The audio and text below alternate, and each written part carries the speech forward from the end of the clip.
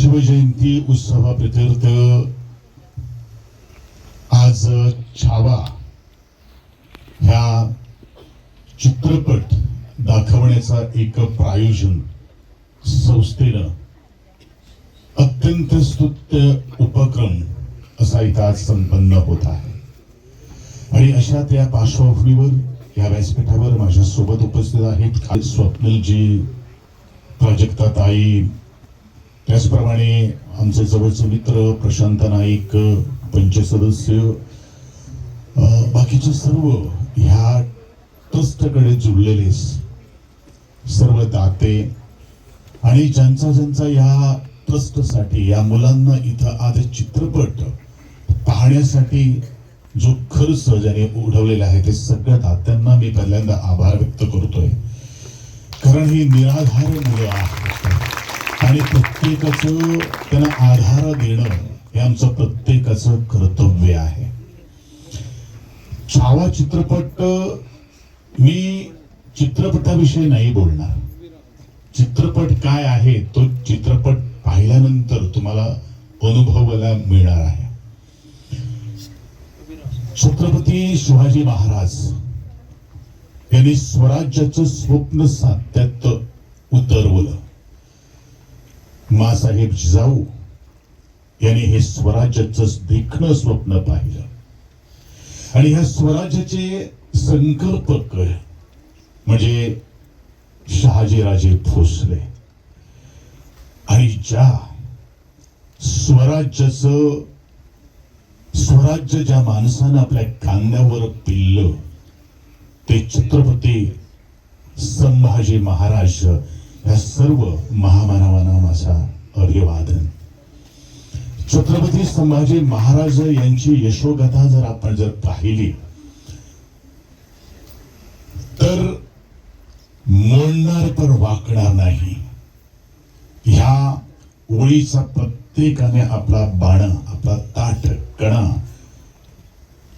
आणि कुणापुढे ही झुकणार नाही. स्वाभिमान म्हणजे काय हे आज छत्रपती संभाजी महाराजांना आज आमच्या समोर एक धडा घालून दिलेला आहे. पण त्याच्यापूर्वी मी एक गोष्ट म्हणजे हे सांगणं खूप महत्वाचं आहे. हल्लीच आपण पुष्पा हे फिल्म आलं होतं आणि पुष्पा या फिल्म मध्ये एक डायलॉग आहे, झुकेगा नाही साला. परंतु हा एक डायलॉग जो आहे ना, म्हणजे ज्याने हा चित्रपट पाहिला आणि ज्याने हा चित्रपट न पाहिला, पण ही ओळ एवढी प्रसिद्ध घेऊन गेली. पण खरोखरच आपण ह्या ओळीचा प्रत्यय आपल्या जीवनामध्ये कधी आलाय का? कारण हा चित्रपट, मी चित्रपटावरती नाही बोलणार, पण छत्रपती संभाजी महाराजांनी या स्वराज्य पेळण्यासाठी किंवा स्वराज्य उभं करण्यासाठी वयाच्या लहान वयापासूनच जो राजासारखा जगला, वाघासारखा जगला, त्याला आज मानवंदना देणं हे तेवढंच महत्वाचं आहे. शिवाजी सावंत यांच्या कादंबरीतून हा चित्रपट निर्माण झाला आणि ह्याच चित्रपटाद्वारे आपल्याला आपल्या उभ्या आयुष्यामध्ये काहीतरी घेणं लागतं, घ्यायचं असतं आणि त्यानुसार आपल्याला फक्त 10% जर आपल्या जीवनामध्ये आपण त्यांचा इतिहास जर अवलंबला तर मला वाटतं प्रत्येक घराघरात छत्रपती संभाजी महाराज आणि प्रत्येक घराघरात छत्रपती शिवाजी महाराज जन्माला. पण छत्रपती संभाजी महाराज आणि छत्रपती शिवाजी घडवण्यासाठी पहिल्यांदा जिजाऊचा जन्म व्हावा लागतो. ज्या घरात जिजाऊ आई जन्म घेते, कारण छत्रपती शिवाजी महाराजांवरती संस्कार एक छत्रपती जिजाऊंनी केलेला आहे. गर्भात असताना छत्रपती शिवाजी महाराजांना आपल्या जन्मात येऊन आपल्याला काय करायचं आहे हे पूर्वीच कळालं होतं. आणि म्हणूनच छत्रपती शिवाजी महाराजांसमोर मासाहेब जिजाऊ, रामायण, महाभारत श्रीकृष्णाच्या भगवद्गीता ह्यावरती आधारित सातत्यानं गोष्टी सांगत होत्या. त्यांचं जे काही महाभारतात किंवा श्रीमद भगवद्गीतेमध्ये आहे त्याचे विचार आदान प्रदान त्यावेळेला होत होते. आणि म्हणूनच छत्रपती शिवाजी महाराजांना आपल्याला जन्माला येऊन काय करायचं आहे हे धडे पहिल्यांदाच जिजाऊने घातले होते. आज तशाच तऱ्हेचं प्रत्येक आईला वाटतं की माझा मुलगा संभाजी व्हायला पाहिजे, माझा मुलगा शिवाजी व्हायला पाहिजे. मी छत्रपती कधीच म्हटलेलं नाही, मी शिवाजी व्हायला पाहिजे, संभाजी व्हायला पाहिजे. पण हे संभाजी आणि शिवाजी वाढण्यासाठी जी हाल अपेक्षा त्या लोकांनी त्यांनी सोडली ते खूप महत्वाचं आहे. आज वृंदावन ट्रस्टने निराधार मुलांना आज आधार दिलेला आहे. पण ही मुलं त्यांनी आज सोडलेली आहेत. छत्रपती शिवाजी महाराजांनी सुद्धा आपले हाताच्या बोटावरती मावळे समवले. आणि ज्यावेळेला आई जिजाऊने छत्रपती शिवाजी महाराजांना सांगितलंय की बाळा तुला स्वराज्य स्थापन करायचं आहे. आता छत्रपती शिवाजी महाराजांनी आपल्या आईला एक प्रश्न केला की मासाहेब, आमच्या विरोधकाकडे लाखाहून सैनिक आहेत आणि आमच्याकडे फक्त जेमतेम हातावर मोजणारे मावळे आहेत. आपण हे स्वराज्य कसं काय साध्य करणार, कसं काय स्थापन करणार? त्यावेळी जिजाऊ माईने सुंदर असं उत्तर दिलं, बाळा ज्यावेळी तू जन्माला आला होतास ना त्यावेळी तू माझ्या दुधाचा थेंब प्राशन करण्यासाठी प्रयत्न तर केला होता ना. फक्त आम्ही प्रयत्न करायचं आहे आणि प्रयत्न केलं तर सगळं आपोआप होऊ शकतं. आणि म्हणूनच तीच प्रेरणा छत्रपती शिवाजी महाराजांना घेऊन एक 2-3 मावळ्यांना घेऊन गुल्ली डंडा खेळण्याचा प्रयत्न केला, ज्याला आपण कोकणीमध्ये गोयणेबार म्हणतोय. आणि एका उंच टेकडीवरती गेले होते आणि एका उंच टेकडीवर जाता जाता खेळ करण्यासाठी गेला होता, फक्त गुल्ली डंडा. पण खरं जर खेळ कोणता खेळत होता तर तलवारबाजीचा खेळत होता. आणि त्याच्या दृष्टिकोनानं त्याच छत्रपती शिवाजी महाराजांना एका झाडावरती आपल्या एका मित्राला बसवलं, एका मावळ्याला बसवलं आणि त्यांनी सांगितलं की अनोळखी माणूस जर इथं जर आला, त्या डोंगरावरच्या टेकडीवरती जर झाला तर आम्हाला एक खूण द्या.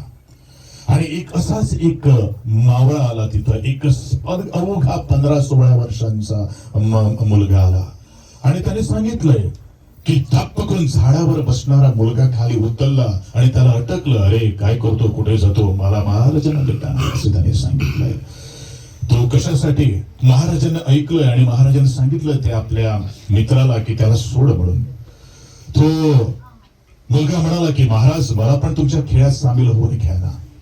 तर खेळात सामील होऊन घेतल्यानंतर महाराजांनी त्यांची जे गुण जे आहे ते ओळखले. मी सगळी गोष्ट सांगत नाही. आणि त्यांनी सुद्धा स्वराज्याच्या त्या लढ्यात सामील होण्याचा निर्णय घेतला आणि त्या मुलाने सांगितले आत्तापासून तू सामील हो. तो म्हणाला नाही, मला वडिलांना सांगायचं, माझ्या बाबांना मला निरोप द्यायचा आहे, म्हणून मी जातो आणि लगेच परत येतोय. पण जाता जाता ह्याच त्याच्या मित्रांना मावळ्यानं छत्रपती शिवाजी महाराजांना पाठीमागून बोलून बघितलं आणि त्यांना सांगितलंय की महाराज जो मावळा तुम्ही झाडावरती बसून ठेवला होता ना त्याला एवढंच सांगायचं की या काळात मोर नाही ओरडत, कारण त्यांनी त्यावेळेला मोराचा आवाज दिला होता. पण निसर्गाचं सूक्ष्म ज्ञान असलेला तोच तो बहिर्जी नाईक स्वराज्यात गुप्तहेर खात्याचा प्रमुख म्हणून बनला. असे मावळे छत्रपती शिवाजी महाराजांनी विचार काढले. फक्त रणांगणातच नाही तर निसर्गाचं सुद्धा ज्ञान असलेले मावळे त्यांनी शिवण काढले. आपण बघतो आहोत. पण संभाजी महाराजांचं चरित्र आणि ज्यावेळेला आपण सर्व नाट्यकृती किंवा हे कादंबरी वाचाल त्यावेळेलाच ते चित्र उभा होणार. मी एकच सांगतोय की छावा चित्रपट पाहिल्यानंतर आपल्याला संपूर्ण संभाजी कळणार नाही. पण त्यासाठी संभाजीचं कधी कधी नाटकं सुद्धा तुम्ही बघायला पाहिजे. मला वाटतं वृंदावन ट्रस्ट म्हणजे आमच्या फोंड्याच्या राजवैद्य कला मंदिर ऐतिहासिक स्पर्धा होते, अशा स्पर्धांना सुद्धा मुलांना तिथं नेऊन या संभाजी विषयी किंवा छत्रपती शिवाजी महाराजांविषयी आज ही माहिती देणं हे तेवढे खूप महत्वाचं आहे. कारण मी म्हटलेलं आहे, घरात जर शिवाजी व्हायला पाहिजे, घरात जर संभाजी जन्माला यायला पाहिजे, तर मला वाटतं त्यांचा इतिहास समजला पाहिजे. आणि इतिहास ज्या माणसाला समजतो तोच आपले संस्कार किंवा आपले व्यक्तिमत्व फुलू शकतं. हे व्यक्तिमत्व असंच फुलू दे असं मी आग्रहाचे निमंत्रण करतोय. परत एकदा वृंदावन ट्रस्ट यांचा मी मनापासून आभार व्यक्त करतोय. आणि ज्या तऱ्हेने आज हा सगळा उपक्रम इथं आज संयुक्त घेतलेला आहे त्याबद्दल त्यांना शुभेच्छा व्यक्त करतोय. इथल्या प्रत्येक मुलांचा मी एवढंच सांगेन, जगायचं असेल तर छातीत ठोकपणे जगायचं, काही करायचं असेल पण कुणापुढेही मान खाली घालू नका. मी एवढंच म्हणतोय. त्यासाठी पुस्तक ही महत्वाची आहे. त्या माणसाचं मस्तक खूप चांगलं असतं, तो कोणापुढेही झुकत नसतो. कधीही झुकू नका. पाठीचा कणा ताठ ठेवण्यासाठी जगा. आणि हेच तर आपल्याला छत्रपती शिवाजी महाराजांना आणि संभाजी महाराजांना आज दाखवलेलं आहे. तुम्ही जगणार आणि तुम्ही जगा. आपण एकटाच आहोत असं मनात न आणता तुमच्या बरोबर कित्येकशा ताई आहे, कित्येकशा माई आहे, कित्येकशा आजी आहेत, आजोबा आहे, तुमचे मित्रमंडळ आहे, हे तुमच्या बरोबर सदैव राहणार अशी मी मनोकामना व्यक्त करून तुमच्या वचन करतो. सगळ्यांना आभार व्यक्त करतोय. सगळ्यांना आभार, धन्यवाद. छत्रपती शिवाजी महाराज की, छत्रपती संभाजी महाराज की, माँसाहेब जिजाऊ की. थँक्यू. पाहिल्यानंतर तुम्हाला अनुभूती मिळेल किंवा पुस्तक वाचल्यानंतर आपल्याला मिळेल. कारण आपण परदेशी लोकांनी मुघलांनी आमच्या संपूर्ण ह्याच्यावरती अन्याय अत्याचार केला आणि म्हणूनच स्वराज्य निर्माण करणं हे त्या शहाजी राजे भोसलेला पटलं. कारण शहाजी राजे भोसले त्या आदिलशहाच्या दरबारात चाकरीला होते. खरं तर छत्रपती शिवाजी महाराज माँसाहेब जिजाऊ त्यांना सगळं काही मिळालं असतं, कारण तो आदिलशहामध्ये चाकरीत होता. पण त्याला दिसलं तिथं चाकरीत राहून आमची जनता, आमची प्रजा जर हाल अपिष्टा काढत आहेत, अब्रूसाठी आज भांगरण घालत आहेत, तर आपण जन्माला येऊन काय फायदा. आणि म्हणून त्या शहाजी राजांच्या मनात आणलं की स्वराज्याची निर्मिती करायलाच पाहिजे. आणि कैद झाल्यानंतर सुद्धा छत्रपती शिवाजी महाराजांना आदिलशहा आणि शहाजहा, कारण एकच मी गोष्ट सांगतोय की काही करण्यासाठी काही सौदा सुद्धा करावा लागतोय.